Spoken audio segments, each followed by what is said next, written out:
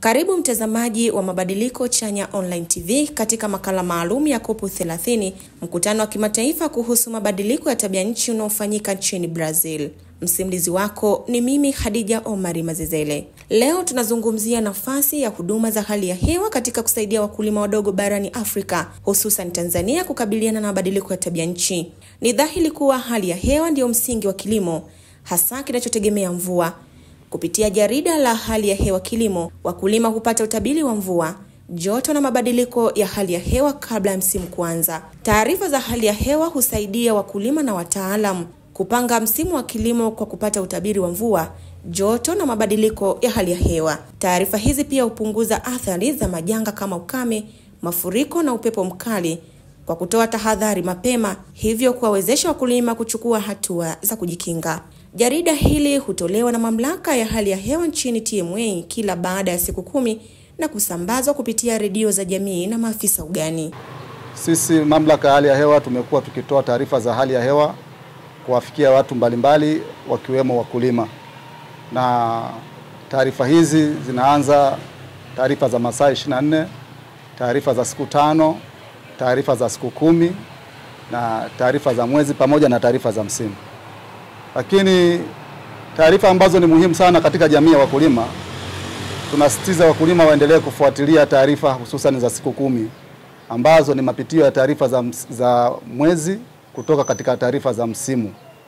Taarifa hizi zinawezesha kutengenezwa kwa jarida la kilimo, hali ya hewa kilimo, ambapo katika wiki nzima jarida hili limekuwa likionyesha hali halisi ya unyevu na hali ya mazao kwa namna yanavyoendelea na mvua, uwezekano wa kutokea katika matukio husika. Sasa kwa hili jarida la hali ya hewa kilimo, kwa sisi Tabora tumekuwa tukilitoa na kuwapa wataalamu wa maafisa ugani kwa niaba ya kupata zile taarifa na kuweza kuwashauri wakulima. Lakini si hivyo tu, kwa mkulima mmoja mmoja ambaye anayefika ofisini kwetu amekuwa akipata ushauri wa hali ya hewa kwa namna gani ambapo alime, kwa namna gani apande na kwa namna gani aweze kuweka mfano mbolea au na hata kupulizia dawa katika mazao yake. Kwa hiyo imekuwa na manufaa kwamba kwa kipindi ambacho tumekuwa tukiwaambia basi wasubiri, wawe na subira, waweze kupanda kipindi ambacho udongo una unyevu wa kutosha. Lakini kinyume na hapo, wangekuwa na blima kwa mazoea, tayari wangepanda tayari na kipindi ambapo wanakuja kukutana na jua tayari mazao, mbegu zao zile zinaweza zikafa. Kwa hiyo kumekuwa kuna tija kuweza kuokoa yale mbegu zao hasa zaidi.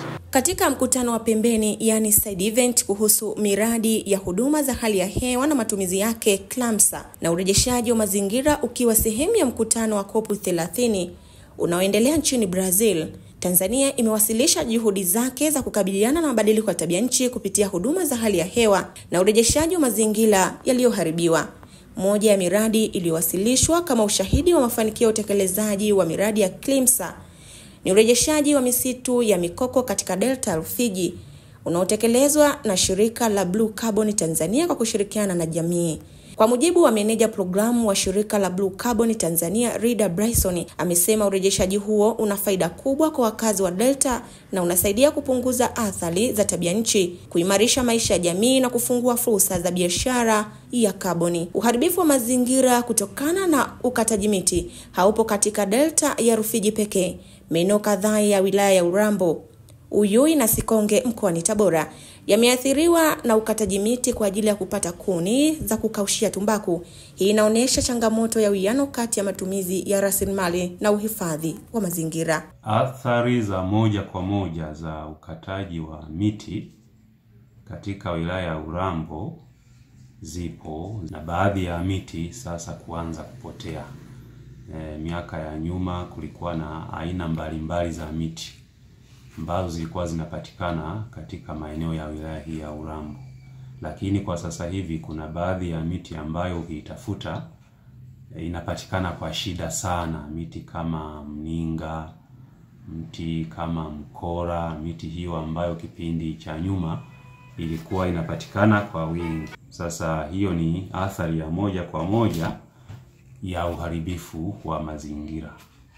Lakini pia makazi ya viumbe hai yameharibiwa. Kwa hivyo Wanyama ambao miaka ya nyuma walikuwa wanapatikana kwa wingi, ambao misitu yalikuwa ndiyo makazi yao, sasa hivi wameadimika.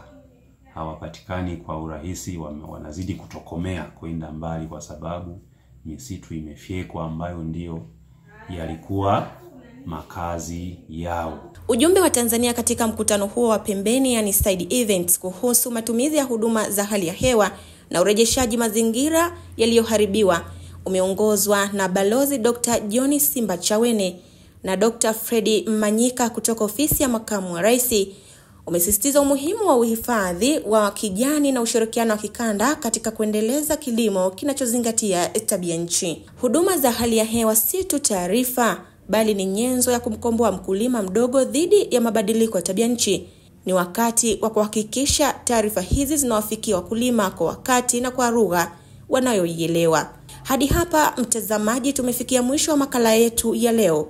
Mimi ni Khadija Omari Mazezele. Endelea kuifuatilia Mabadiliko Chanya Online TV kwa makala na taarifa nyingine kuhusu COP30 na mustakabali wa kilimo barani Afrika, hususani Tanzania.